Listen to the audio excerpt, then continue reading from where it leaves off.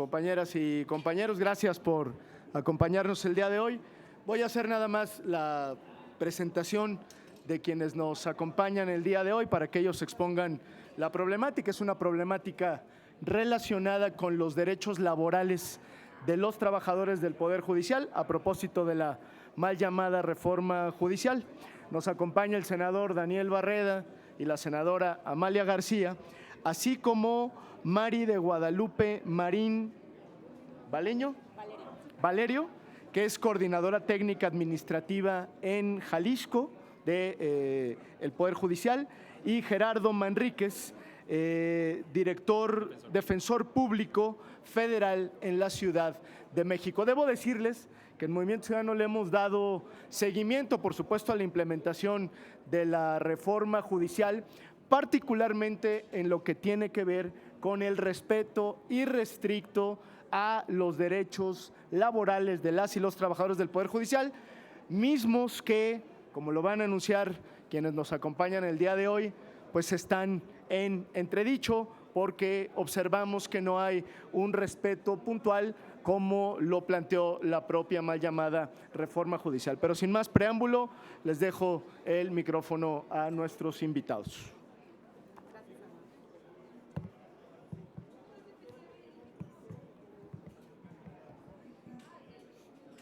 Buenas tardes, de antemano les agradezco a los senadores por la oportunidad que nos dan el día de hoy.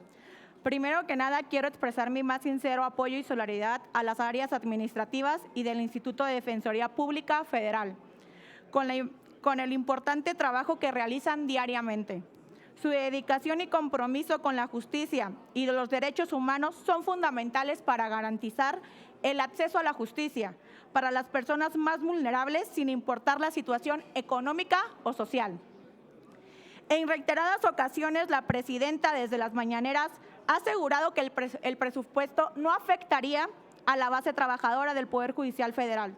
Sin embargo, la realidad que hoy enfrentamos demuestra lo contrario. No se trata solo de defensoría y áreas administrativas, en el ámbito que han sido impactados en todo el país. Hablamos de personas que día a día sostienen el funcionamiento del Poder Judicial y ahora se ven vulnerables sus derechos laborales. Hacemos un llamado a las cámaras y a los encargados del presupuesto para que se pueda cubrir todas las prestaciones de los trabajadores. Finalmente, cuando la presidenta dijo, llegamos todas, es importante recordar que en todos los trabajadores afectados también hay mujeres. Gracias. Muchas gracias. Gracias, senador Clemente. Gracias, senadora. Y gracias a ustedes también. Les explico en qué consiste esta problemática. El Consejo de la Judicatura Federal ha dejado de cubrir una aportación patronal a un seguro de separación que tenemos los empleados del Poder Judicial, pero hizo dos categorías, una considerando a los órganos jurisdiccionales y otra a las áreas administrativas y órganos auxiliares.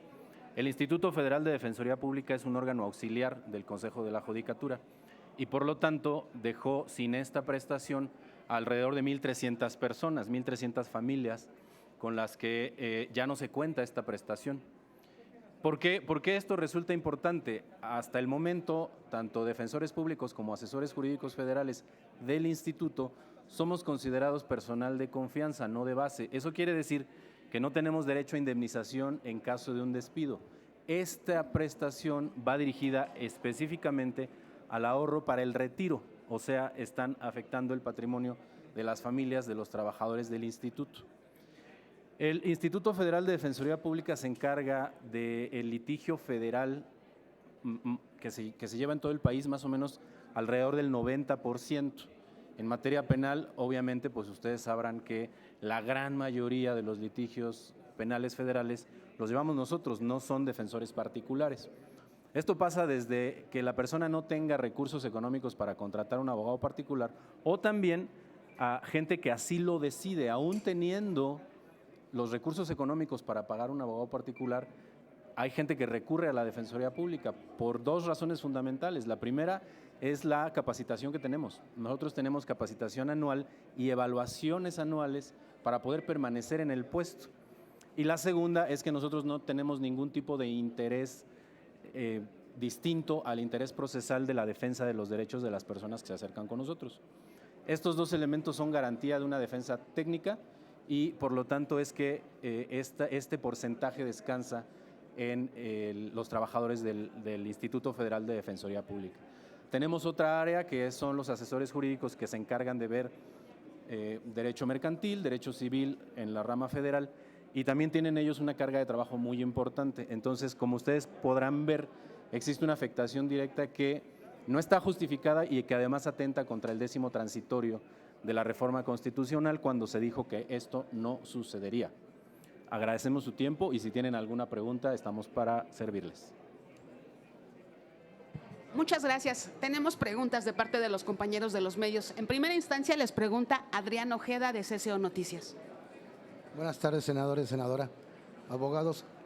Mi pregunta va en el sentido de que, bueno, todos sabemos que la reforma judicial viene con todas las mañas del mundo. La afectación que hacen, sobre todo para los abogados de oficio, los defensores de oficio, ¿qué solución les han dado los legisladores, primero a nivel estatal, y qué les han dado los legisladores a nivel federal, para poder encontrar una solución? Porque, como dijo la licenciada, hay muchas madres que están siendo afectadas y no llegaron todas, como dijo la señora presidenta, ¿verdad? Es por un lado. Por el otro, su punto de vista como juristas de lo expresado por la presidenta del Tribunal Federal Electoral de que ellos están por encima de la Suprema Corte. Esos dos serían mis preguntas. Gracias. Respondo la primera. El Instituto Federal de Defensoría Pública solo tiene competencia en litigios federales. Entonces, nosotros hasta este momento no sabemos cuál es la problemática a nivel estatal. En realidad, quien debe de resolver esto de primera instancia sería el Consejo de la Judicatura Federal, no los legisladores, aunque también ellos nos pueden ayudar. Esa es una de las razones por las cuales Movimiento Ciudadano nos está permitiendo el micrófono. El día de ayer estuvimos presentes en el Consejo de la Judicatura Federal en una manifestación que además se replicó en todos los estados de la República, en donde había al menos un defensor público o un asesor jurídico. Y lo que estamos pidiendo es que no se haga esta discriminación en cuanto a órganos jurisdiccionales, defensores y áreas administrativas, porque también están afectando áreas administrativas. Nos recibieron una comitiva de 5 personas del instituto en el consejo, pero en realidad no nos han resuelto nada, no nos han dicho si van a retirar esta separación o se va a reparar y se va a hacer retroactivo, porque ya van 2 quincenas que esta prestación no se cubre y es un derecho. En cuanto a la segunda pregunta, dejo que mi compañera la conteste. La postura sobre el tribunal está por encima de la... Según yo, no. La postura es que la Corte siempre ha estado por encima en lo que dice el electoral. Yo creo que hoy se está resolviendo, tanto que pues los impedimentos que hoy declararon fueron desechados. ¿Y no son los mismos que están desechando para su petición? No son similares, no es lo mismo, pero son similares las circunstancias. El hecho de que ustedes están exigiendo a la judicatura que les resuelva esta situación no es lo mismo que está haciendo el Tribunal Federal Electoral al decir que están por encima de la Suprema Corte de Justicia de la Nación. Yo creo que no, pero me parece que esas preguntas directamente tendrían que ser realizadas a los funcionarios tanto del tribunal como de la Corte. Nosotros, ninguno de nosotros pertenecemos a esas instancias y creo que sí sería mejor que ellos se pronunciaran.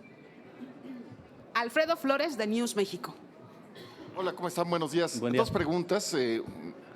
Básicamente sería para los legisladores, pero también la pueden contestar ustedes. Vengo ahorita del Observatorio Ciudadano Electoral, acaban de dar una conferencia de prensa. Hay un punto que tocaron muy interesante, aparentemente por ellos, que dicen que el Congreso de la Unión, diputados, sobre todo Senado, han estado brincando todos los amparos y todos los dictámenes que ha hecho la Suprema Corte, observaciones, la Corte sobre este tema. Y ellos lo que decían, y lo que se extraña es de que sea una sola persona la que ha estado haciendo todo esto y que no está hablando a nombre de una institución, o sea, en este caso el Senado, si no se asume como presidente del Senado, pero habla a título personal. Aquí la pregunta ¿es verdad eso que todas estas opiniones y todos estos rechazos y brincarse, todas estas disposiciones han sido a título personal y no colegiado del Senado y de Cámara de Diputados?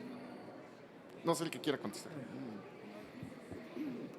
Digo, lo que hemos visto en todo lo que consideran la reforma, la mal llamada reforma judicial, es una serie de inconsistencias y contradicciones jurídicas.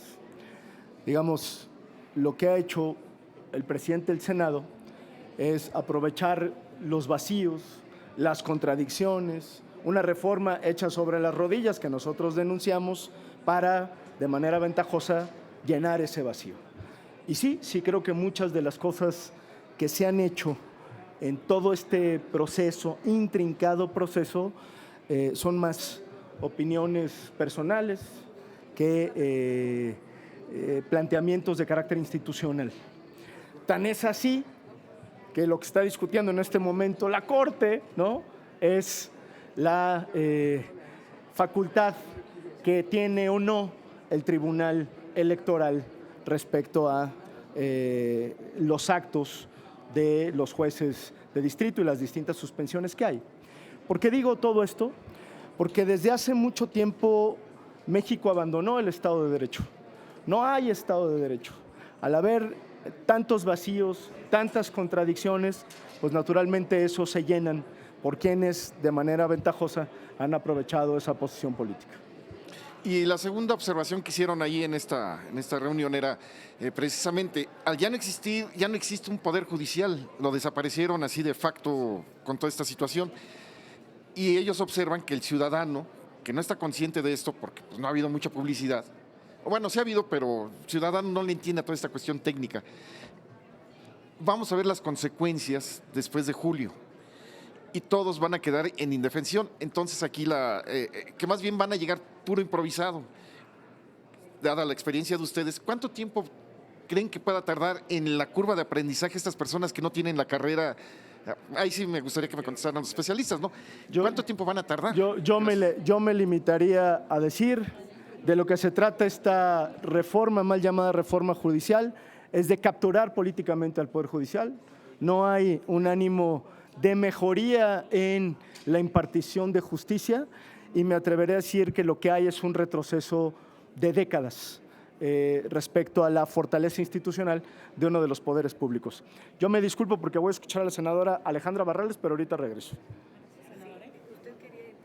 Sí, es una muy buena pregunta en las dos vertientes, tanto en la afectación a la ciudadanía como en la llamada curva de aprendizaje. Yo le puedo decir que yo soy defensor público desde hace 20 años y tuvieron que pasar casi 11 para que siendo asistente yo pudiera ascender a la categoría de defensor público.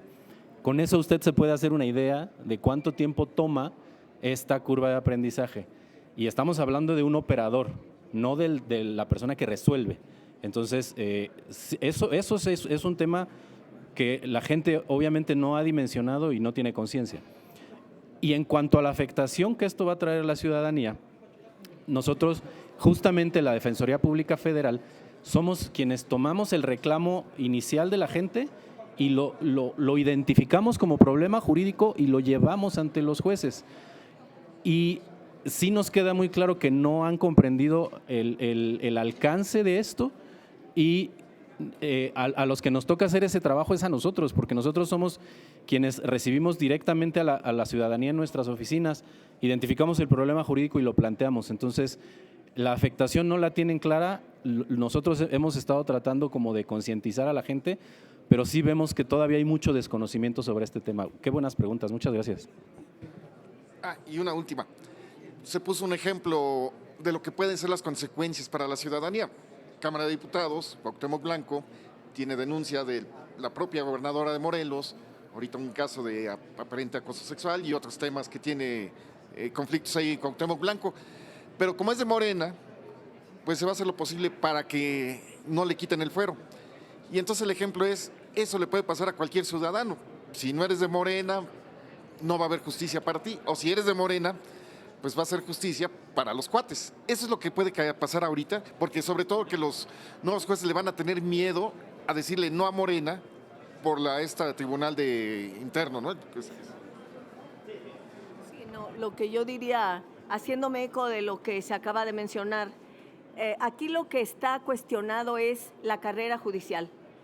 ¿Qué es lo que hace sólido al Poder Judicial? Lo que lo ha hecho sólido a lo largo de tantos años. La experiencia, como aquí se mencionaba, son años de conocimiento, de capacitación, de adquirir una profesionalización que permite que lo que esté en el centro son decisiones signadas por el concepto de justicia. Eso es lo más importante, la justicia. Y si hay improvisación, si no hay carrera judicial, a lo que vamos a estar expuestos todos los ciudadanos no solamente es a una visión política única que puede estar presente sobre todo en el ámbito federal y yo diría en la Suprema Corte de Justicia de la Nación, sino incluso en lo que llamamos la justicia cotidiana, hasta los asuntos más elementales cotidianos que tienen que atender en el Poder Judicial los ciudadanos y las ciudadanas, incluso los que no tienen connotación política, estarían en manos de una persona que está improvisada. Y eso hace que la justicia quede hecha añicos. Es por eso tan grave. Eso es lo que resulta insoportable para la ciudadanía. Por un lado, el monopolio de un poder, el hacerse de un poder, y por otro lado, la falta de capacitación, de conocimiento, de experiencia que van a lastimar la justicia. Son estos dos elementos. Pues de nuestra parte no tendríamos más preguntas registradas. Muchas gracias. A ustedes, muchísimas gracias y buenas tardes. Muchas gracias.